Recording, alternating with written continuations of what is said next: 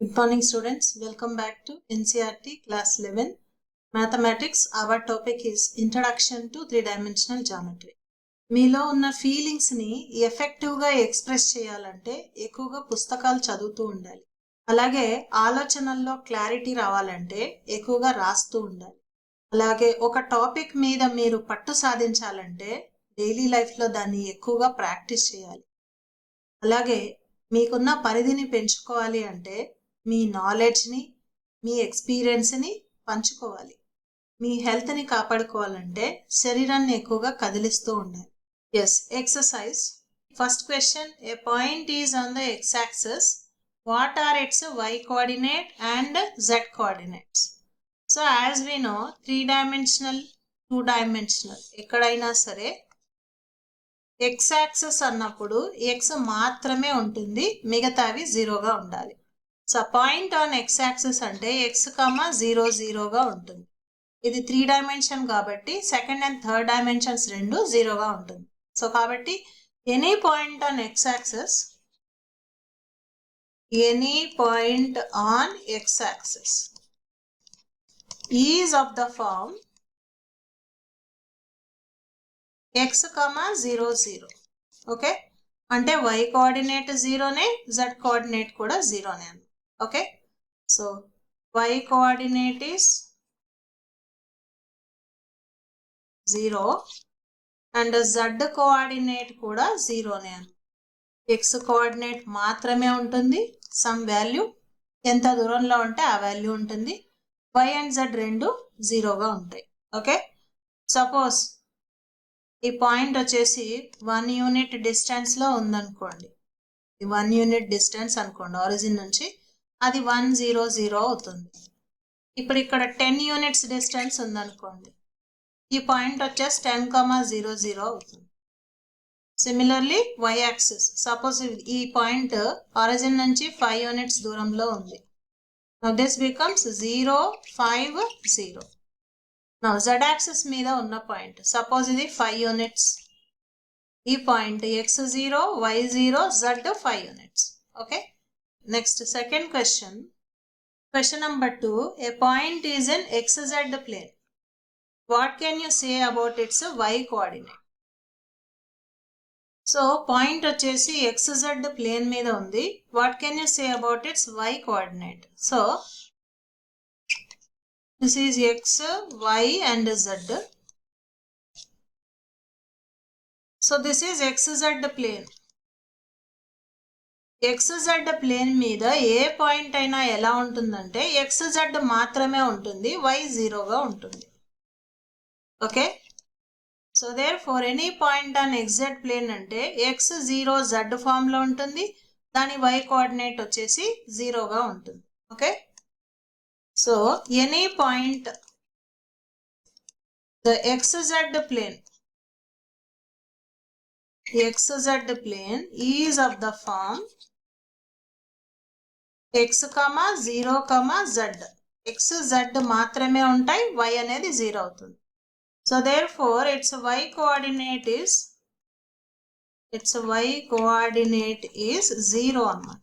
Okay, next similarly, so ఇది xy plane.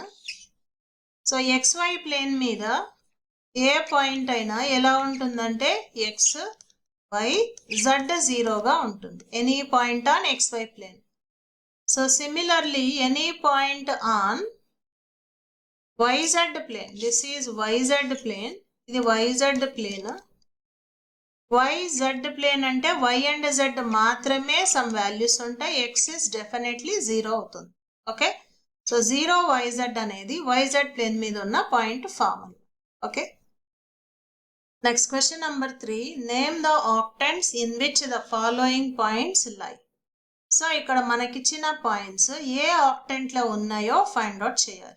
Okay, so మరి octant గురించి ఐడెంటిఫై చేయడానికి we just try to remember this point, 2-dimensional coordinate axis with the third axis z dash perpendicular గా ఉందనుకుంటే first 2 dimensions లో మనం 1 2 3 4 తీసుకుంటాం.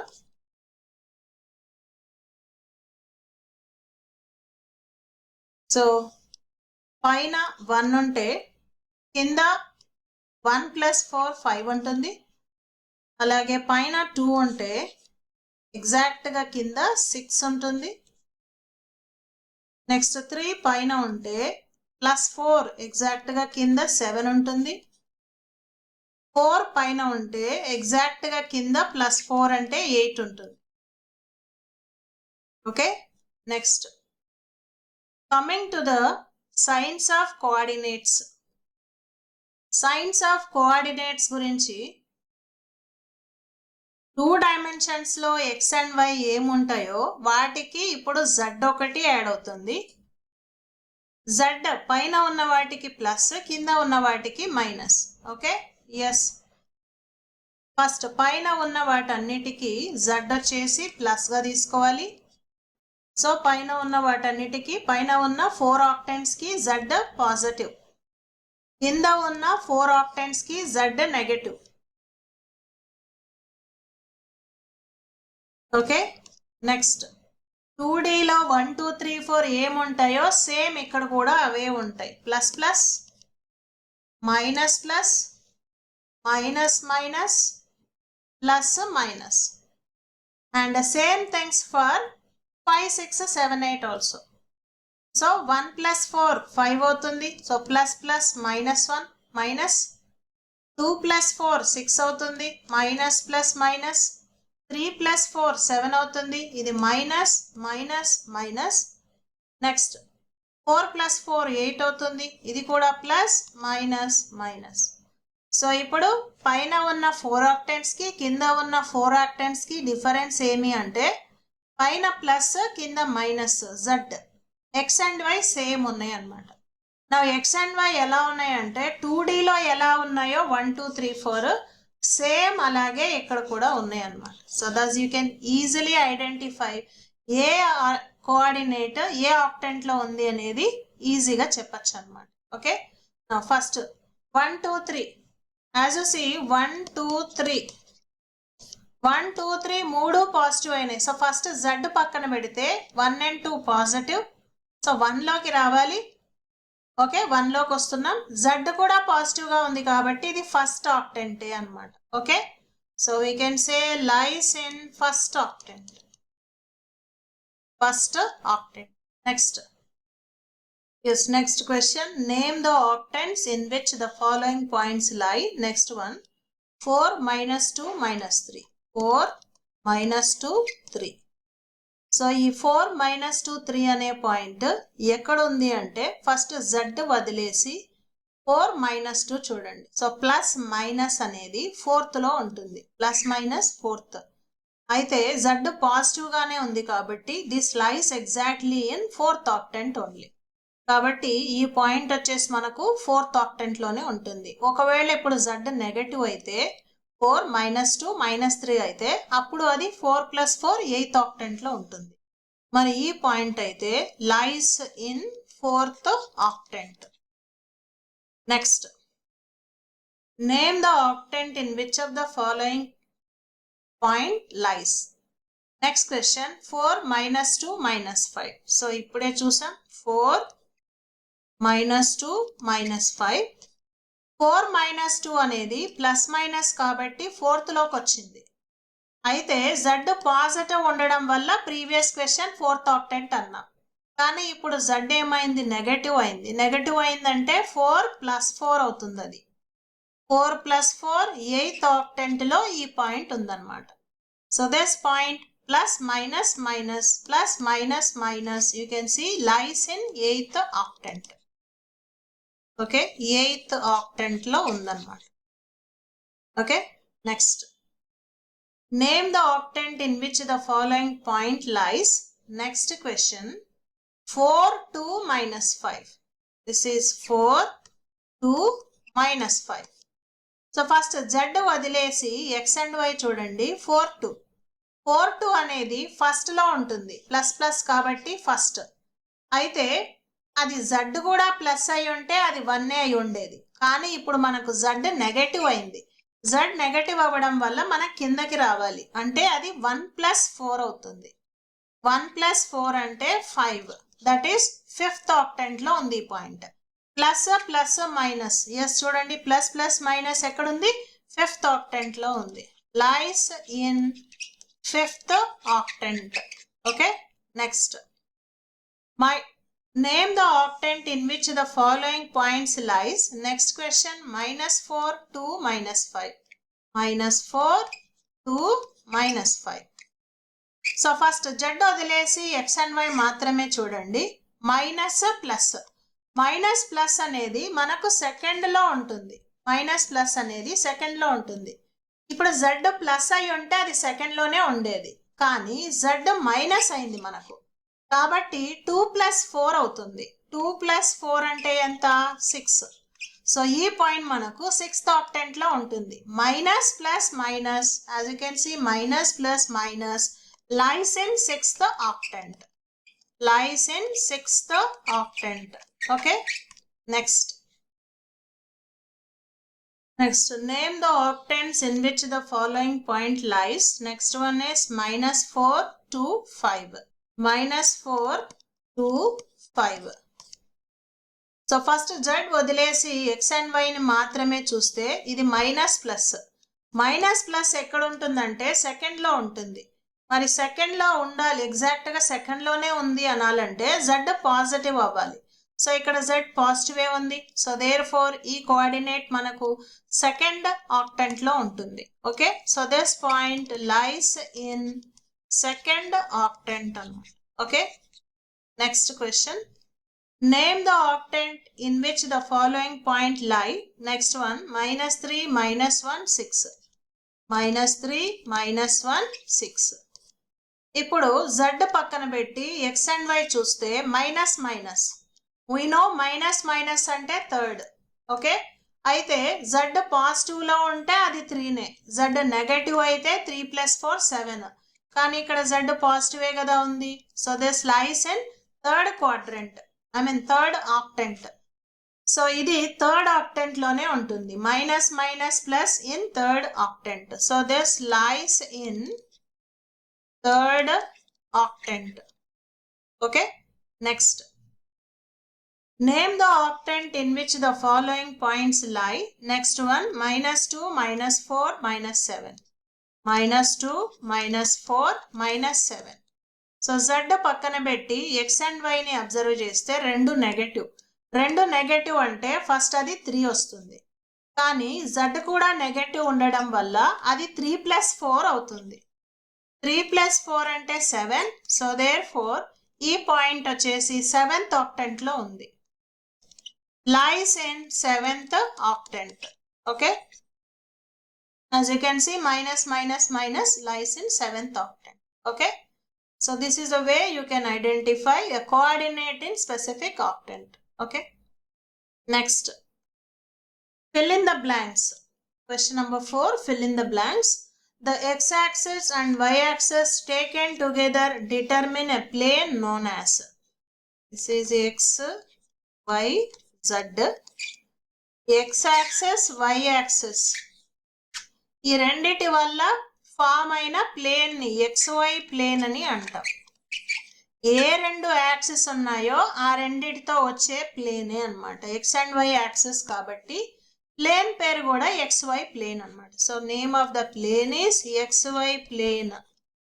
Okay, next ఇప్పుడు y axis తో చూడండి, y యాక్సిస్ తో z యాక్సిస్ తో ఫామ్ అయ్యే ప్లేన్, దీని పేరు YZ ప్లేన్.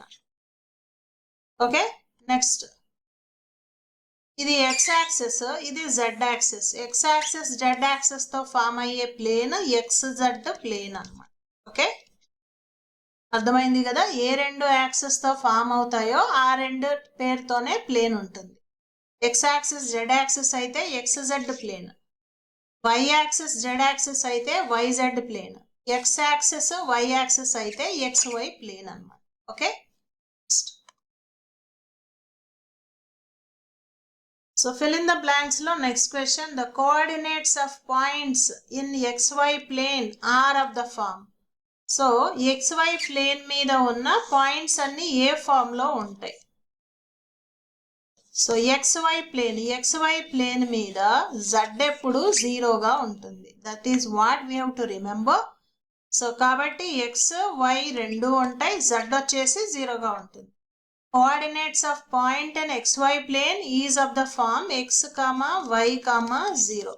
ఇది పాయింట్ ఆన్ XY ప్లేన్ అన్నమాట. ఓకే, XY ప్లేన్ మీద X అండ్ Y మాత్రమే ఉంటాయి, Z లేదు కాబట్టి Z జీరో అయిపోతుంది. ఇప్పుడు YZ ప్లేన్ తీసుకుందాం అనుకోండి. This is YZ plane. YZ plane మీద YZ ఉంటాయి, X వచ్చేసి జీరో అయిపోవాలి. Next this one is XZ plane. మరి XZ ప్లేన్ మీద XZ ఉండాలి, Y జీరో అవ్వాలన్నమాట. Okay, so this is the way you can identify coordinates of any plane. Okay, next fill in the blanks. Next one, coordinate planes divide the space into 8 octants. Okay, 8 octants గా divide చేయబడుతుంది. And 8 octants science చాలా ఈజీగా గుర్తుపెట్టుకోవచ్చు. 1 2 3 4 5 6 7 8. So 8 octants చాలా ఈజీగా మనం గుర్తుపెట్టుకోవచ్చు వీటి సైన్స్. ఓకే, సో ఫస్ట్ వచ్చేసి ఫస్ట్ 4కి Z ప్లస్ ఉంటుంది,